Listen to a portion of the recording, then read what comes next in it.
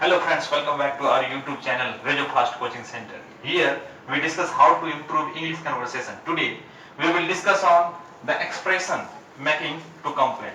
Okay, we will discuss on the expression, okay, for making complaints.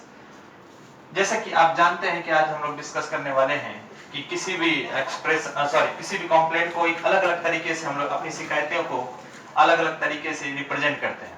यदि हम शिकायतों को एक सिस्टमेटिक तरीके से, अपनी कंप्लेंट्स को एकदम सिस्टमेटिक तरीके से किसी के सामने प्रेजेंट करें तो उसका एक अलग वैल्यू रहता है, उसका एक अलग वेटेज रहता है, ठीक है, और हमारे उस शब्दों का एक अलग वैल्यू रहता है। उसी के बारे में आज डिस्कस करेंगे कि इंग्लिश में हम लोग अपनी कंप्लेंट्स को कैसे दूसरे के सामने रिप्रेजेंट करें तो वो सामने वाले सुनने के लिए उसके लिए मजबूर हो जाए। ओके, तो शुरुआत करते हैं। तो सबसे पहले मेरे पास number one, I am sorry to say this but. I am sorry to say this but का यूज हम लोग वहां करते हैं जहां किसी के बारे में हम लोग कहते हैं, किसी दूसरे की शिकायत लेके उसके पास जाते हैं, उसी के रिलेटिव्स के लिए। आप फिर से ध्यान सुनिएगा, उसी के रिलेटिव्स के लिए अगर हम उसी के सामने शिकायत लेके जाते हैं तो वहां पे हम लोग लगाते हैं I am sorry to say this but. जैसे एग्जांपल से हम समझते हैं, I am sorry to say this but your son was throwing stone at my dog yesterday. इसका मतलब ये हुआ, मुझे यह कहते हुए दुख हो रहा है या मुझे यह कहते हुए दुख हो रहा है, लेकिन आपका बेटा कल मेरे कुत्ते पर पत्थर मार रहा था। इसका यूज हम लोग वहां करते हैं जहां किसी रिलेटिव्स की शिकायत उसके रिलेटिव्स के पास लेके जाते हैं। बात करते हैं दूसरे नंबर में, I am sorry to bother you but. I am sorry to bother you का यूज हम लोग वहां करते हैं, एक बार फिर से सुन लीजिए। I am sorry to bother you का वहां करते हैं जब हम किसी को कुछ करने के लिए दोबारा कहते हैं। किसी ने कोई काम अच्छा किया लेकिन हमने कहा कि उस काम में कुछ गलती थी, हमने उसको कहा कि आप इस काम को दोबारा कीजिए। दोबारा करने के लिए काफी जेंटल तरीके से हम लोग कह सकते हैं उसे, I am sorry to bother you. I am sorry to bother you. चलिए इस पे एक एग्जांपल देखते हैं।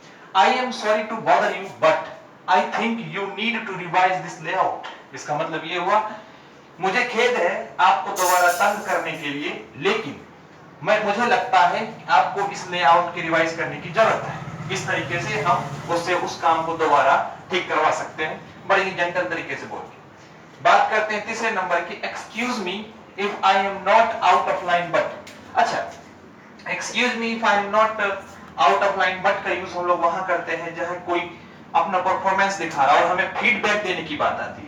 जब हम किसी को फीडबैक देते हैं और उस फीडबैक नेगेटिव फीडबैक देते हैं तो ऐसी जगह पे याद रखिएगा, नेगेटिव फीडबैक देते हैं तो वहां पे ऐसे जगह उन जगहों पे हम लोग excuse me if I am not out of line but का यूज करते हैं।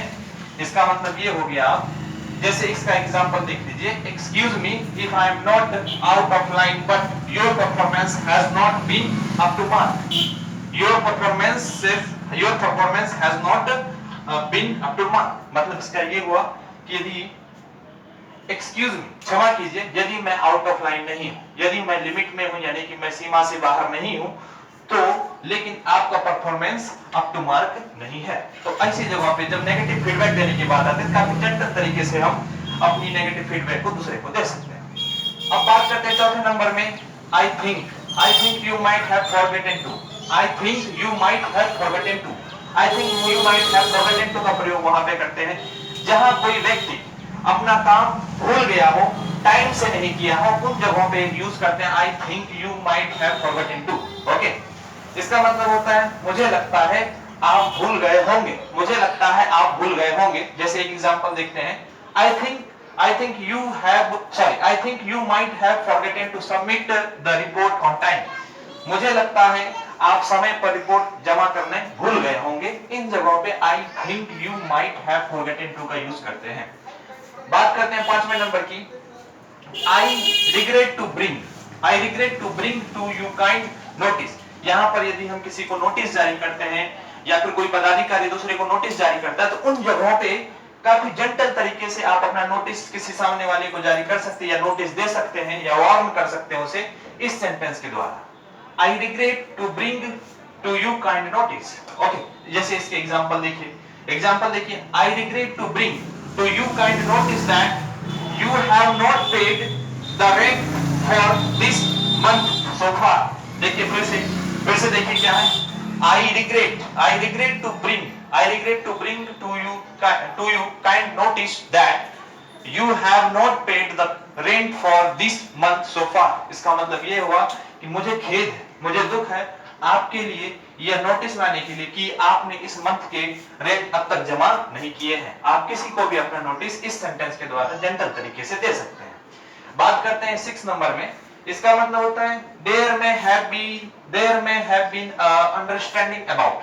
यहाँ पे इस सेंटेंस का यूज हम लोग वहां करते हैं जहां किसी से हम गलत अपेक्षा कर लेते हैं।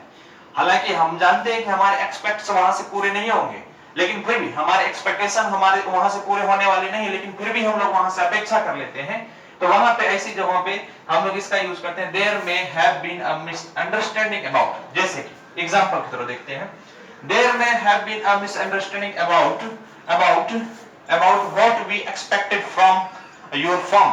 मतलब इसका ये हुआ कि हमने जो आपके फर्म से एक्सपेक्ट किया था वो एक नासमझी हो सकती है। हमने जो आपके फर्म से एक्सपेक्ट किया, हमने जो आपके फर्म से अपेक्षा की वो अपेक्षा किया या अपेक्षा की थी वो एक नासमझी हो सकती है। ओके, तो इस तरीके से आपने देखा कि 6 अलग-अलग तरीके से हम अपने कंप्लेंट्स को, हम अपनी बातों को बड़े ही अच्छे ढंग से, बड़े ही जेंटल वे में रख सकते हैं। अगर इस तरीके से हम अपने कंप्लेंट्स को किसी दूसरे के सामने रखते हैं, काफी एक अट्रैक्टिव लगता है और काफी इफेक्टिव रहता है। उम्मीद करते हैं ये आपको एक अपने कंप्लेंट को दूसरे के सामने रखने के लिए काफी जेंटल वे में काफी हेल्पफुल करेगा ये चीज। ओके, उम्मीद करते हैं आपको ये चीज पसंद आया होगा। यदि आपको वीडियो पसंद आया हो तो लाइक शेयर एंड कमेंट करें और सब्सक्राइब करना ना भूलें। साथ में बेल आइकन पर क्लिक कर दें ताकि हर वीडियो का नोटिफिकेशन आप पर पहले पहुंच जाए। Thanks for watching.